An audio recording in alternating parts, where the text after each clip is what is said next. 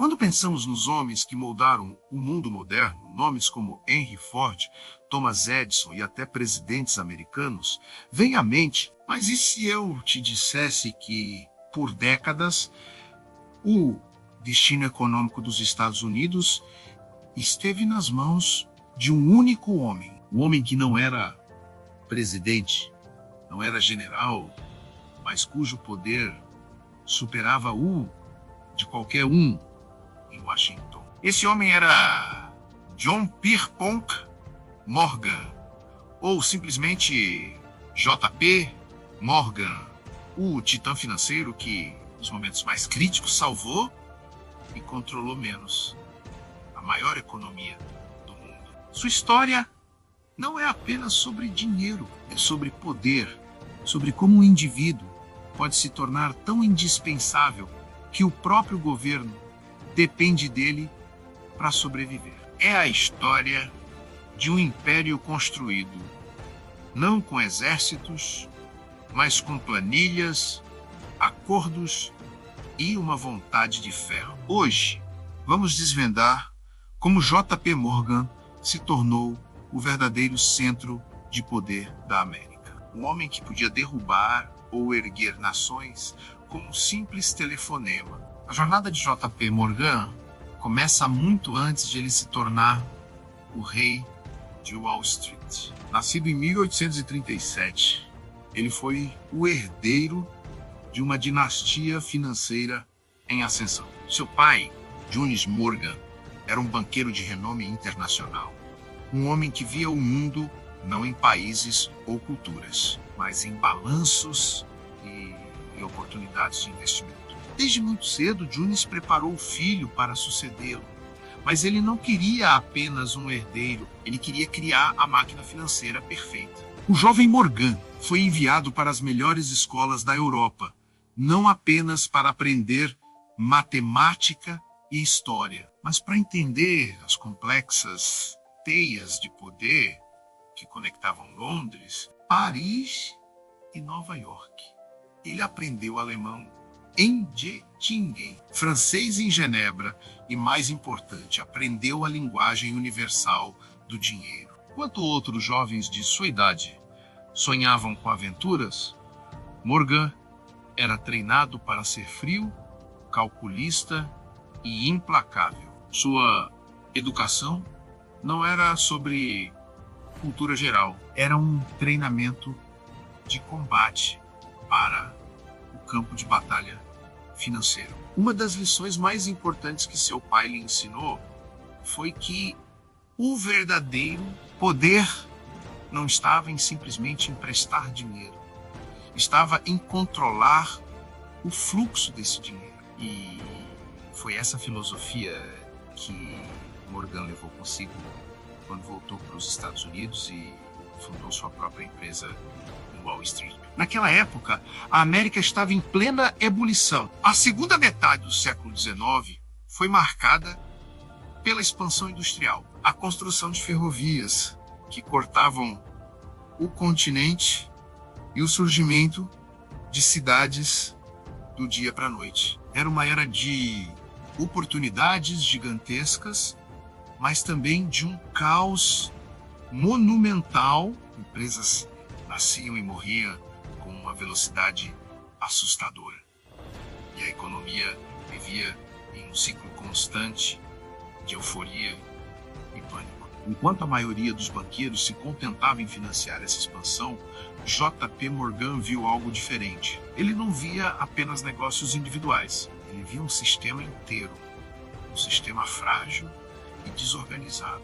Ele percebeu que quem conseguisse colocar ordem nesse caos se tornaria o mestre do jogo. Seu primeiro grande alvo foi o setor de ferrovias. As ferrovias eram as artérias da economia americana, transportando mercadorias, pessoas e o próprio progresso. No entanto, o setor era uma bagunça. Dezenas de empresas competiam de forma predatória, baixando preços até a falência, construindo trilhos redundantes e acumulando dívidas impagáveis. Era uma guerra de todos contra todos. J.P. Morgan entrou nesse cenário não como um mero financiador, mas como um organizador. Ele começou a convocar os presidentes das companhias ferroviárias concorrentes para reuniões em sua mansão.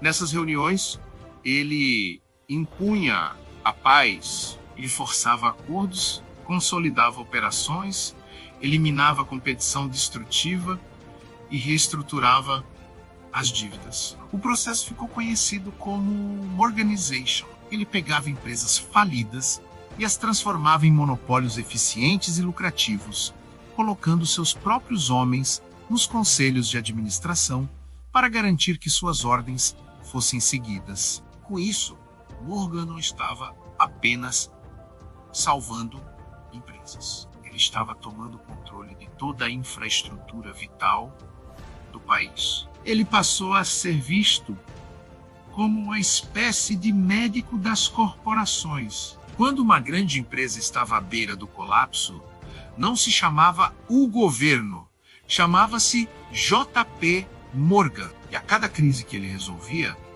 seu poder e sua influência cresciam exponencialmente. Ele estava construindo um império invisível, um que não aparecia nos mapas, mas que controlava as engrenagens que moviam a nação. Mas sua maior demonstração de poder ainda estava por vir. Um momento em que ele provaria ser mais poderoso que o próprio governo americano. No início do século XX, os Estados Unidos eram uma potência econômica, mas tinham um calcanhar de Aquiles. Não possuíam um banco central. Não havia uma instituição para controlar a oferta de moeda, estabilizar os mercados ou agir como um emprestador de última instância durante uma crise. Quando o pânico se instalava, era cada um por si. E o pânico veio com força total em 1907.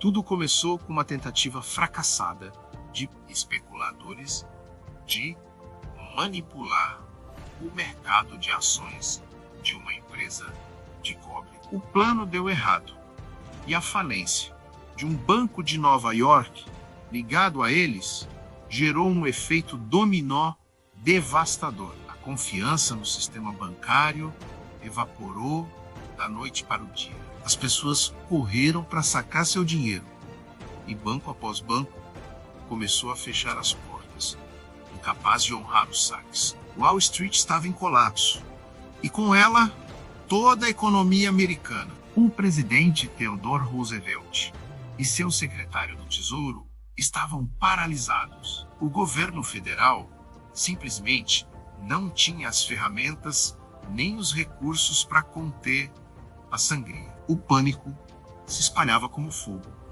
e o país estava à beira de uma depressão catastrófica. Desesperados, eles recorreram à única pessoa que talvez pudesse parar o desastre, JP Morgan. Com 70 anos de idade, Morgan poderia ter se aposentado e assistido ao caos de camarote, mas ele entrou em ação como um general em tempos de guerra. Ele transformou sua famosa biblioteca na Madison Avenue em um quartel-general de crise. Convocou os presidentes dos maiores bancos e fundos de investimento de Nova York.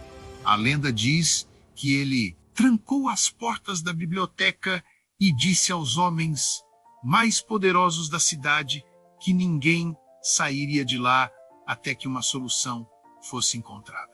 Durante horas que se tornaram dias, Morgan liderou o esforço de resgate. Com seu charuto característico na boca e seus olhos penetrantes analisando cada balanço, ele decidia quais bancos eram solventes e mereciam ser salvos e quais deveriam ser deixados para quebrar. Ele orquestrou um fundo de emergência usando seu próprio dinheiro e coagindo outros banqueiros a contribuírem. Ele era o juiz, o júri e o executor do sistema financeiro americano. O momento mais tenso foi quando a Bolsa de Valores de Nova York estava prestes a fechar por falta de liquidez, o que teria desencadeado um pânico global. Em questão de minutos, Morgan conseguiu levantar 25 milhões de dólares, uma fortuna astronômica na época, menos para manter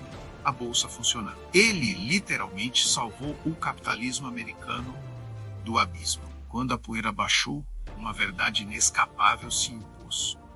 Um único homem, J.P. Morgan, havia feito o papel de um banco central. Ele havia resgatado a economia dos Estados Unidos. Esse evento solidificou sua imagem como o poder por trás do trono. Muitos se perguntavam: quem realmente governa a América? O presidente na Casa Branca ou o banqueiro na Matsanava? A crise de 1907 deixou claro que, em momentos de desespero econômico, era Morgan quem mandava. Após a crise, o império de Morgan só se expandiu. Ele já controlava grande parte das ferrovias. Agora, ele voltou sua atenção para a indústria. Ele foi a força por trás da criação da U Steel, a primeira corporação do mundo a atingir o valor de mercado de $1 bilhão, ao fundir as empresas de aço de Andrew Carnegie e outros magnatas. Ele também financiou e ajudou a consolidar a General Electric, a gigante que eletrificaria a América. Seu banco, o J.P. Morgan Co., era o nexo de um vasto conglomerado de aço, eletricidade, transporte e finanças. Seu poder era tão imenso que ele parecia controlar os setores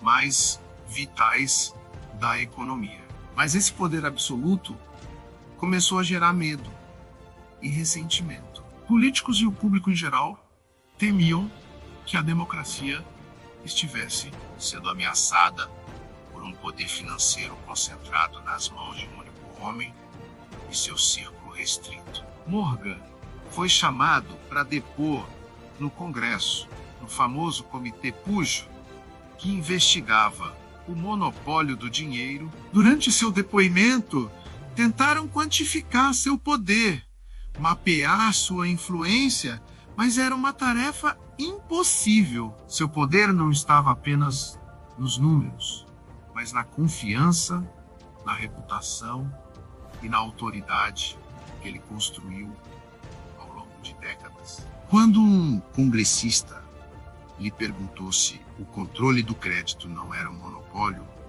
Morgan respondeu com sua famosa frase: não, a primeira coisa é o caráter, antes do dinheiro ou de qualquer outra coisa. Um homem a quem não confio não consegue obter dinheiro de mim, mesmo que tenha todos os títulos de crédito da cristandade. J.P. Morgan morreu em 1913, ironicamente, no mesmo ano em que o governo americano, aprendendo a lição da crise de 1907, criou o Federal Reserve, o Banco Central dos Estados Unidos. Foi o fim de uma era, a era em que um único indivíduo podia ser o guardião da estabilidade econômica da nação. Quando seu testamento foi aberto, muitos se surpreenderam ao descobrir que sua fortuna pessoal era muito menor do que a de outros magnatas como Rockefeller ou Carnegie. Mas isso apenas reforçou o que todos já sabiam.